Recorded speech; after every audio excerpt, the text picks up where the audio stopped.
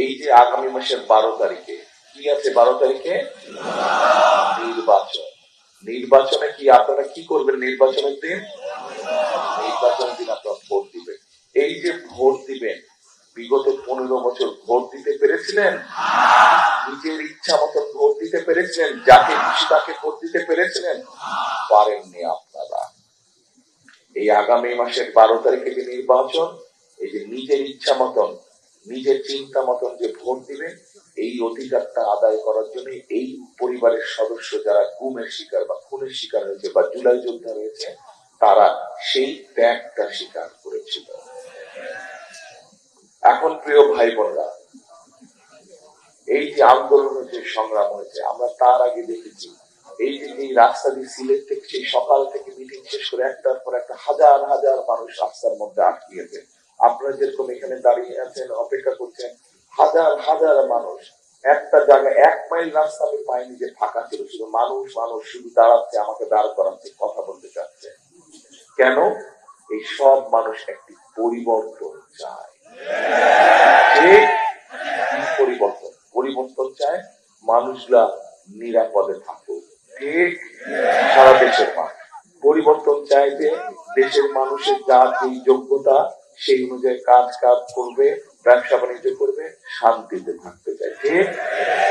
দেশের মানুষ চায়, ওই যে মনে আছে রূপপুর পারমাণবিক কেন্দ্র বানিয়েছিল, সেইখানে একটা বালি শুকানোর ভাড়া ছিল 7,000 টাকা। এই যে দুর্নীতি, দেশের মানুষ এই দুর্নীতি দেখতে চায় না। ঠিক?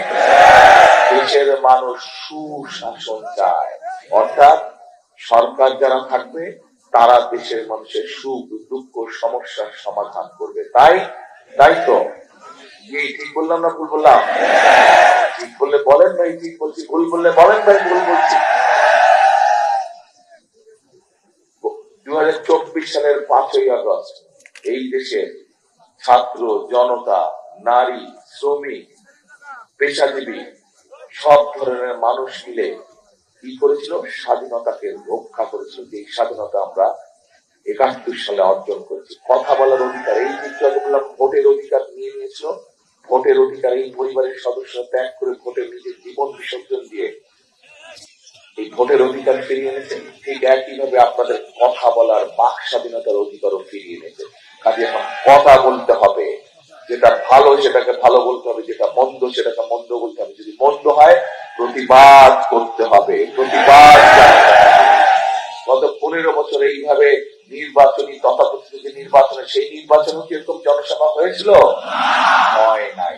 ভোটও দিতে দেয়নি আপনাদের, জনসভাও করতে দেয়নি, মিছিল মিটিংও করতে দেয়নি। দিয়েছিল শুধু ছিল গোপ, শুধু ছিল খুন, শুধু ছিল গায়েবী মামলা, আর দেশের সম্পদ পাচার করে বিদেশে নিয়ে যাও। সেই জন্য তো আজকে রাস্তাঘাটের অবস্থা এরকম খারাপ, সেই জন্য তো গ্রামের ভিতরে রাস্তাগুলোর অবস্থা খারাপ হয়ে গেছে। হয়েছে না? স্কুল কলেজ গুলো জীর্ণ দশা হয়ে গেছে, হাসপাতাল গুলো জীর্ণ দশা হয়ে গেছে।